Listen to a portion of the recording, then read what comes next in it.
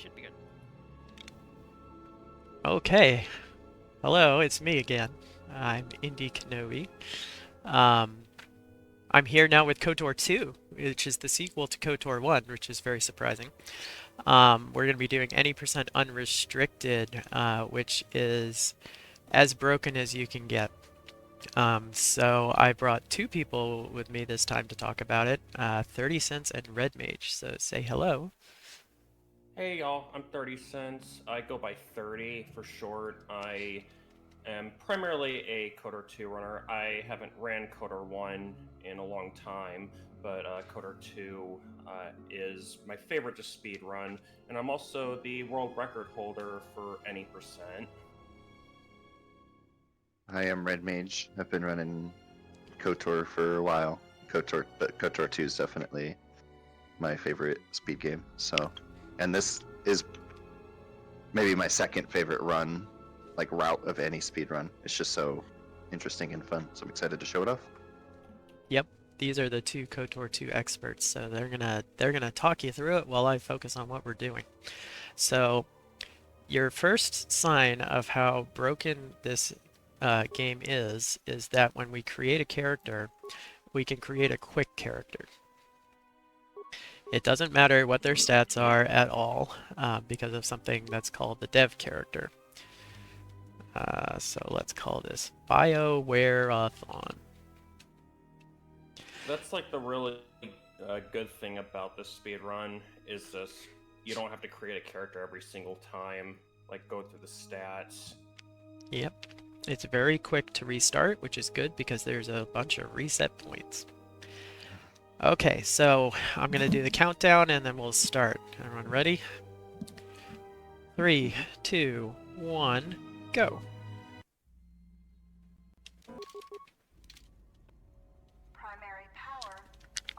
Alright, so already we've done a small glitch. If you were watching some of the previous KOTOR runs, you'll know we just buffered into the menu to make a hard save right before a cutscene there.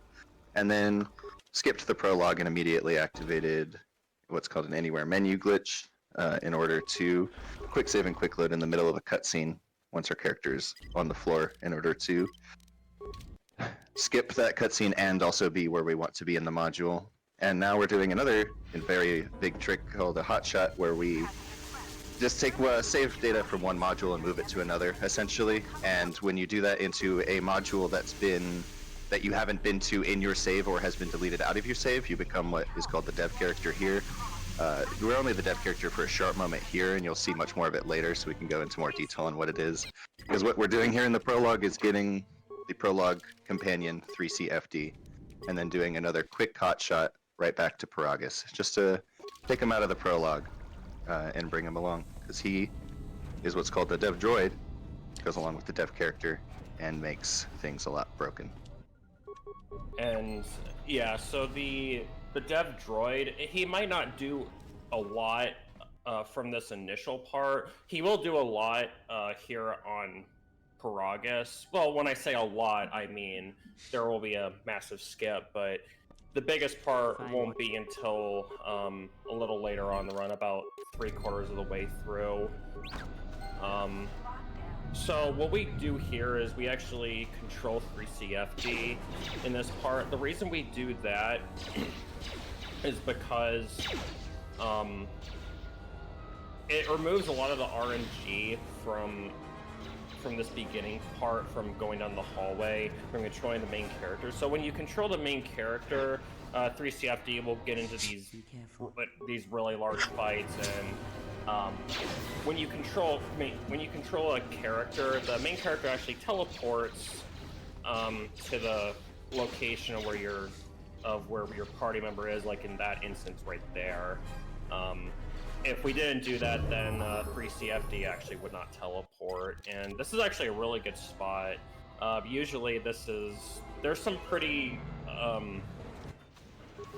there could be some really nasty RNG there with 3CFD fighting those droids, and sometimes he can get stuck in between those droids, but thankfully that did not happen. So we're off to a pretty good start so far. So there we talked to Atten. You could not talk to Atten, but it unfortunately would cause a 2-minute long cutscene with Karth later in the run if we didn't have that conversation with Atten right now. So we spend a couple seconds talking to him in order to save a few minutes later. Yeah, I think that cutscene is like it's about like around 2.5 minutes long, and it is completely unskippable. Yeah. So right there, we just we used the dev droid. It went really quickly, but we actually made it so that we have basically done all of Peragus already. As you just saw, we actually had the cutscene where we talked to HK50 and we're trying to run to the hangars. But now we're going to really quickly use another thing with 3CFD, where we actually kind of go backwards in Peragus, where we become T3 in the hangar bay. Because since we can use the hotshots to move our save data around and move people around into different modules, we can actually take that save where we have finished Peragus according to the game's data and hotshot that to the hangar where we would be T3, thus skipping the entirety of Peragus and the famed long intro to this game. The long prologue, basically. So without this trick, Peragus used to take like about. The turret game is really loud, so. Oh yeah, the turret game is extremely loud, and you cannot. It is always at max volume, even if everything is at minimum volume in your game. So. Even if you had it like at 50 or 30 or 50% volume, suddenly it turns to like 70 to like 110% volume. No, sorry to all the workers who might be they have good sound. So while we're in this turret section, we can quickly explain. Like we were saying, the dev droid.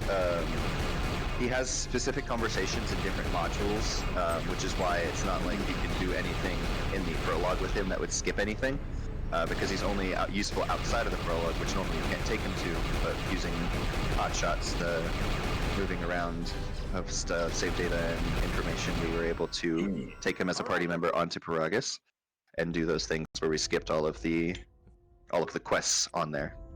So here we're going to do another AMG really quick just to make it so Kreia doesn't run into her room, and that way we could talk to her right away, and then quickly talk to Atten right away, which just makes it so we can use the galaxy map instantly. So now we're on Citadel Station. We're going to buffer into the menu again to make a hard save, and then load a different save so we can immediately hotshot around. Because a useful, very important feature of specific types of hotshots is that your party members' coordinate data is actually saved, so they will stay in the exact number coordinates as to where they are in the map, but obviously in different modules that will lead to different places. So there we went from the very beginning of the game on the Ebonhawk in the prologue, and we moved our party members there, and then we moved them back to here really quickly through a series of 2 hotshots in order to get into the middle hangar bay to skip like the first half of quests on Citadel Station. So we're gonna do another quick series of hotshots here. Citadel Station, this is actually the route that Indy created recently. That's the new reroute for this route. Before we had to either do a relatively long series of quests with extra hotshots, or we had to do what's called a DLZ, where we run into the wall. But it's a very, very, very precise one that can take multiple minutes. So, So what we're no, go ahead. What we're doing here is he just made a hard save right there, and that's going to be like a fork save. We're going to basically play the good guys and the bad guys here on Citadel Station in parallel, and then cross the saves, cross the beams in order to just skip. Because when you do the Athorian route, you can get access to the exchange very quickly, but then you have other B4 D4 quests to do. But if you do the Zerka route, you don't get access to the exchanges fast. But once you're done with the exchange, you're done with Zerka route. So what we basically do is we make a save in the Zerka route so that we have it to use for later, and then we continue with the Athorian route until we get into the exchange, and then we'll take the save from the Zerka route, the bad guy route, and move it into our save where we had been doing the good guy route, just so we're in the exchange. And then our game thinks we were doing the bad guy route the whole time, and the only way we could have finished the exchange here is by doing all of the quests. So it'll basically finish Citadel Station for us. We're basically using the multiverse. Yeah, exactly. I am a very big fan of this. Yeah, this is, I think, one of the coolest. I think this is maybe one of the coolest parts of the route, especially at least one of the recent reroutes, just because I really like the idea of crossing the time streams like this. So here's one of those forward hotshots. So when he goes to the main menu, that's when we're doing a forward hotshot, getting the dev character and going into a module we haven't been to with a save. So now we're doing the Zerka route, but we're in the exchange, which is the very end of the quest line for it, as opposed to the middle, like it is on the Athorian route. So we're going to do another quick cutscene skip using a hard buffer.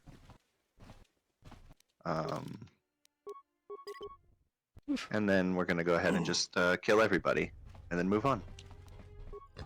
So, Red Mage mentioned using a DLZ in this part of the run. So, if you were here for KOTOR 1, Indy used quite a bit of DLZs. That's known as a displaced loading zone, as a reminder of what that abbreviation means.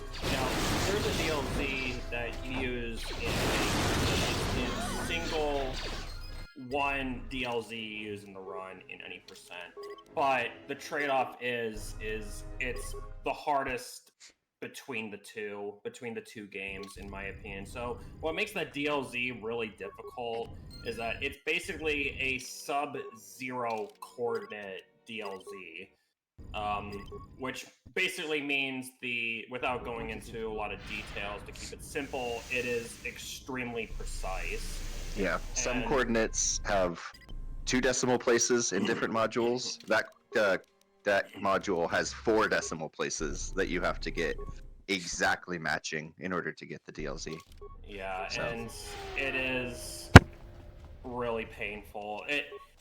It's basically required for to get sub 16, which is what I was aiming for last year, but I haven't been able to do a lot of runs because I've been busy with real life stuff, but it's basically required. So we just finally finished, we've actually very, very quickly finished Citadel Station, and then moved on to the surface. We just used another one of those hotshots in order to get into the furthest hangar in Citadel Station, which is the one that Zerka has their shuttle in, and thus we're able to get down to the surface. We skip another cutscene with hard saves, and now we're moving around using everybody's favorite method of transportation, save teleports. If you hold down both mouse buttons in either KOTOR game and then press quick save, you move forward a little bit depending on how many modules and how much space is in your save data, in your save file, basically. And once we hit Telos, these 2 modules here are so big that most runs that allow save teleports, if they can't do it before this point of the run, they'll be able to do it here, just because of how big these modules are. So that's what the constant loading and the constant saving is the fastest way to move around, even in RTA, not just because we're constantly saving and removing that load time, but also just it is faster in real time at this point to do that. And the only category that doesn't allow this, because quick saves are banned, is glitchless. Yeah. So we just used one of those save teleports to skip past a trigger that prevents you from entering this underground base without doing a bit of just computer work and the small dialogue with Biowareathon. So we just skip past that just in order to immediately enter the underground base. And now we're going to do another hotshot where we specifically equip Kreia with a kill blaster and a lightsaber, and then we put Biowareathon over there with her. So we skip the first half. Have we explained the kill blaster yet? Oh, right.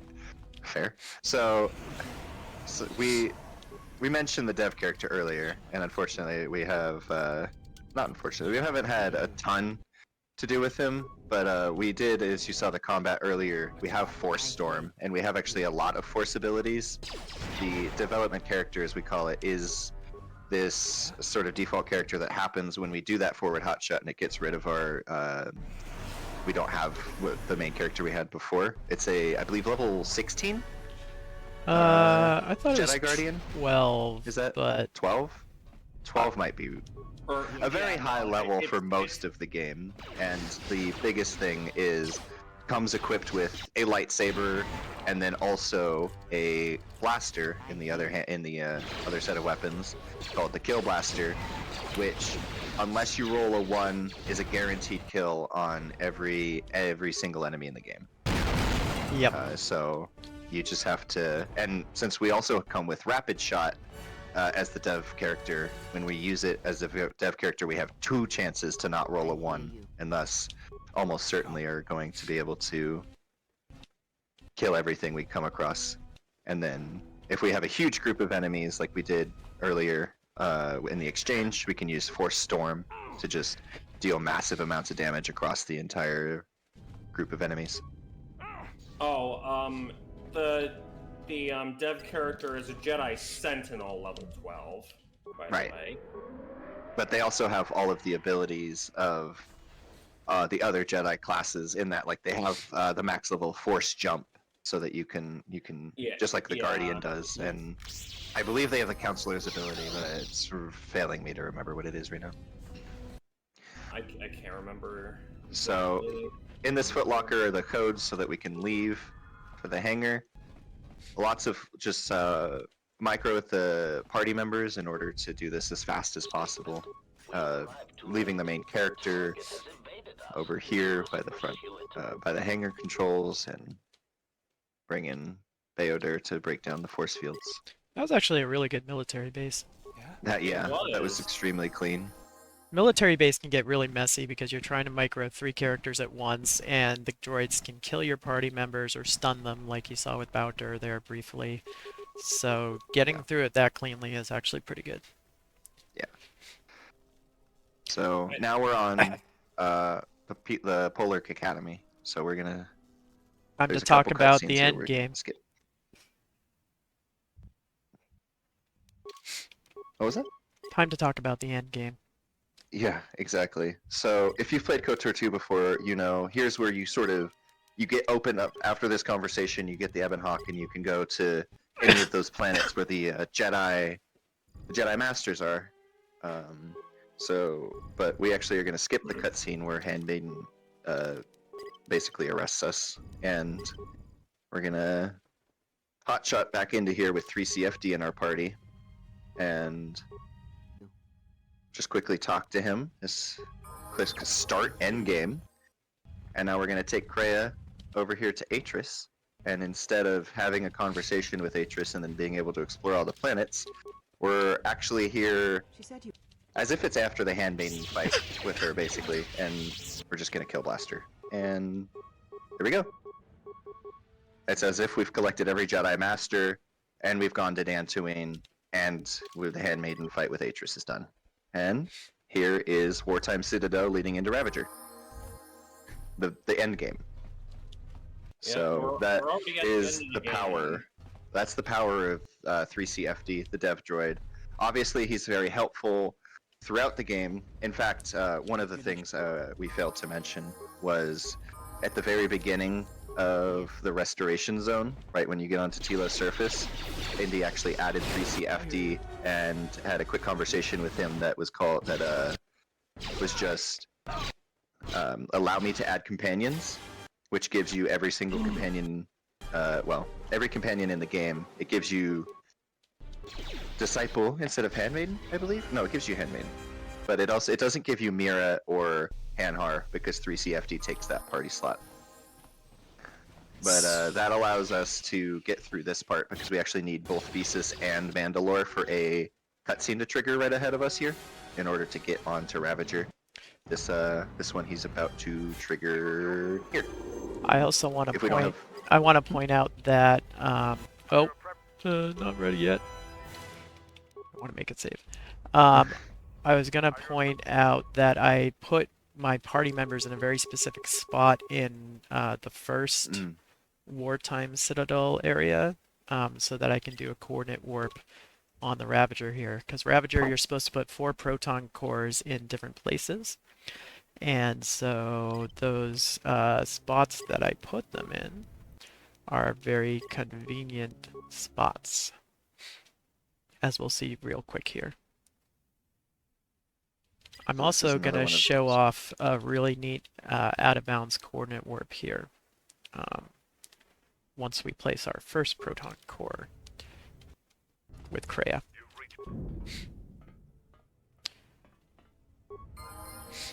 Alright, so let's load this.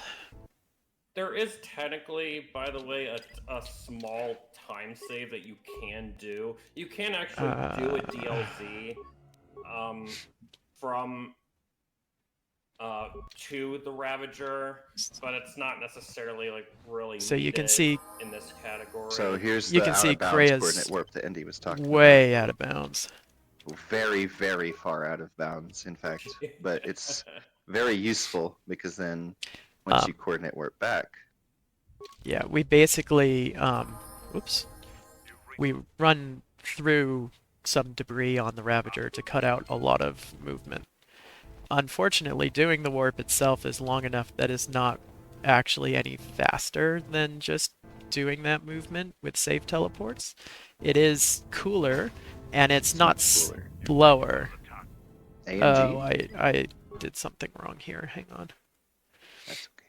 So, in the Ravager, if you've played it casually, after the 3rd proton bomb, one of the Mandalorians gets killed by a Sith trooper, and you have to go find a new proton core to place and explode the ship. But we're gonna just do one of the AMGs in order to quick save, quick load before that happens, so that it doesn't happen, and then we just still have the 4th one. Yeah, and I forgot to do that, so I had to reset. But that's okay. I hear you. That's really the first big mistake in the run. Yeah. So the benefit of also save teleporting everywhere is you'll have plenty of quick saves to reload if something goes wrong right away. That's for So sure. we've placed all 4 of the proton cores. Now time to kill the master of the Ravager and move on. You'll never guess what we're So- gonna kill him with. So here's another hot shot. It's actually another forward That's hot not shot. right. Just gonna go into. I started doing the wrong kind of hot shot. Yeah, that's. There are, I believe, 4 main versions of hot shots: the main menu, the load menu, the Neo, and the quick save. Yep, and And we they all use have slightly different menuing, and trying to do them all very fast in succession is difficult. and we use all of them in the space of this like roughly 25-minute run. Yeah. So we're stunned, but we can still shoot him just by swapping party members. And now we're not stunned anymore, so he's dead. Yep. Alright, now we can go back to the main Ravager deck. Another hot shot, and it's over. Yes. We don't spend very long at any one place in this run. We don't have time to, really. That's true. But We cannot sightsee. This cutscene is unskippable. this is the Unfortunately. longest Unfortunately. It's unskippable cutscene that we also- have in this game. It's also about as long as the rest of Malachor combined. So time's gonna be probably about a minute from now. That's crazy. I actually didn't even realize that. I mean, I think it's pretty close. I haven't actually Yes. timed it lately, but I think it It's is certainly very close. Yeah. this There's- cutscene there's is a lot about 50 of hot shots. seconds, and you go through Malachor very quickly, as we'll see. Yeah. Also, I don't know who this Sith guy is. Yeah, I've never seen him before in my life. All And I right, don't think we will again either. There is much to be there done. is much to be done. Here we go. Including All right. 4 more hot shots. 1, 2, 3, 4, 5, 6. Oh no, it's my first forward hotshot that failed. So this is what we were talking about hotshots being inconsistent in this game. Before, Indy had done some rerouting recently. The hotshots, all of the hotshots we did in this run were this main menu version, which is inconsistent, unlike some of the other versions of hotshots. So when we do have to do it as a method, it is unfortunately not 100% guaranteed that it'll happen. Here we're doing a double quick save hotshot, and this is a bit of a unique coordinate warp because 3CFD actually ends up out of bounds, but because the module contains the origin, he gets warped to the origin, which is exactly outside the academy.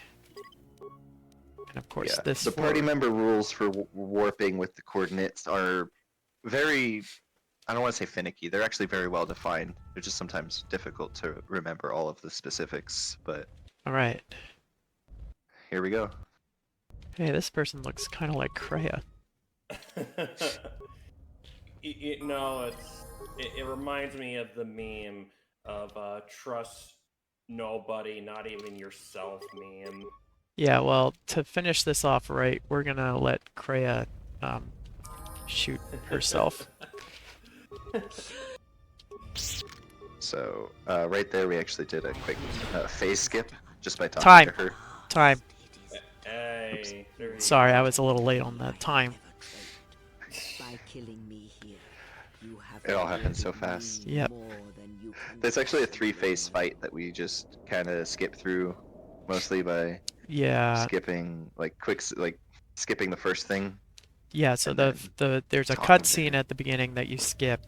Then the first phase you skip by just talking to her before she can go hostile, which starts the second phase.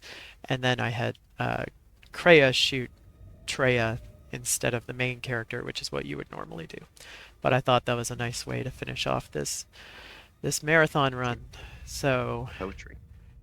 the in-game, the load remove time, which we also use in KOTOR 2, was 19:15, which is not bad. Hey, that's a great time. That's Sub not 20 too in a bad. marathon's really cool. That is, yeah. And I had really nice hot shots until Malachor when they started to misbehave. But Yeah, that's okay. it was really good all the way up till until then. It was great. Yep. It's a good run. So I am now out of categories. So I'm gonna hand it off to the next person for the Old Republic, right? That's what we're doing next. Thanks to 30 and Red Mage for hanging out and talking through Thank most you, of this run Indy. while I tried to focus. There's a lot that goes on in this run. And I want to give shout outs to the whole KOTOR speedrunning community. We said this at the end of NMG, but it's a really welcoming community, and we have pretty good resources for all the runs you might want to do. So if you're interested in starting some KOTOR speedrunning, there are broken runs like this one, but there are also runs which are much less broken. So if you're looking for something not quite as menu heavy, we have that as well. So do drop into the KOTOR speedrunning Discord if you'd like to. And thanks to the Biowareathon people for having me, and RPG Limit Break for hosting the whole thing.